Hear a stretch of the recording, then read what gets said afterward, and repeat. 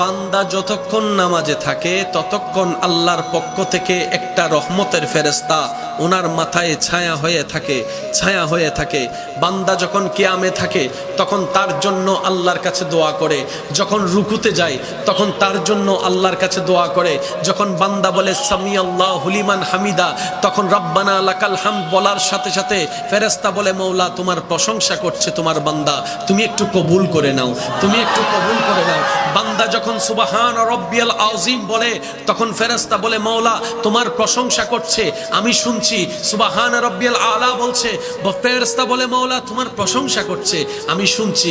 যখন বান্দা সিজদায় গিয়ে সুবহান রাব্বিয়াল আলা বলে ফেরেশতা তার পক্ষ হয়ে রবের কাছে মাগফিরাত করে, ক্ষমা প্রার্থনা করে, ইস্তেগফার করে, ক্ষমা চাইতে থাকে।